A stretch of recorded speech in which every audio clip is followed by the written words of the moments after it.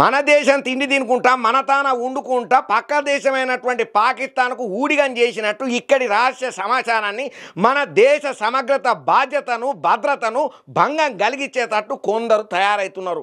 ఇక్కడి రహస్య ముచ్చట్లు నిగూఢంగా దాగి ఉన్నటువంటి అనేక సమాచారాలను వ్లాగ్స్ల రూపంలో వీడియోల రూపంలో కెమెరాల రూపంలో వంకలు పెట్టుకొని ఆడికి పోయి షేర్ ఎత్తున్నారట.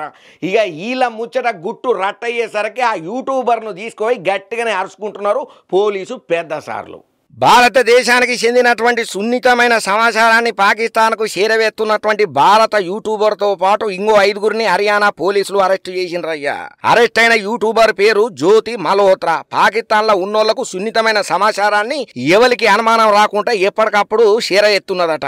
ఇక ఈ కేసులో జ్యోతి మల్హోత్రా ట్రావెల్ బ్లాగర్ తో పని చేస్తున్నది. ఇక ఈమె ఇంకో 5గురితో కలిసి ముఠాగా ఏర్పడి హర్యానా పంజాబ్ నుంచి ఇన్ఫార్మల్ గా వ్యవహారణ చేస్తున్నారట.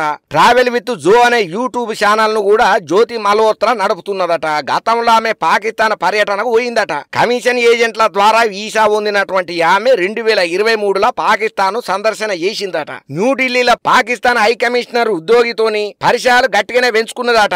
ఇక ఏదేమైనా ఈ కేసు ఒక పెద్ద గూఢాచార్య ఆపరేషన్ లో భాగమని చెప్పి పోలీసులు ప్రకటన చేసిల్లయ్యా. మతపరమైన బలహీన వ్యక్తులను భావోద్వేగ సంబంధాలు, పైసలు, బహుమతులు, నకిలీ పెళ్లి వాగ్దానాల ద్వారా మోసం చేసిల్లని చెప్పి అధికారులు ఇరకబట్టిండ్రు. ఇక నిందితులైతే చేసిన నేరాన్ని అంగీకరణ చేసిల్లని చెప్పి పోలీసు సార్లు ప్రకటన చేసుకుంటూ వచ్చిండు. అయినా ఏందో ఏమో నుల్లా ఇలా మెదళ్ళల్లో ఏం పురుగు తిరుగుతుందో ఎందుకు ఇట్లా చేస్తారో ఏమో అర్థం కాదు. కానీ మన దేశంలో తిండి తినుకుంటా మన తాన వండుకుంటా పక్క రాష్ట్రానికి మన జీవితాలను పరంగా పెట్టేటట్టు మన జీవితాలను నాశనం చేసేటట్టు ఇక్కడి సమాచారాన్ని అక్కడికి చేరవేసుడు ఏందో వీళ్ళ బుద్ధి అని చెప్పి గడ్డి పెట్టేటోళ్ళు గట్టిగానే గడ్డి పెడుతున్నారు కామెంట్ల రూపంలో.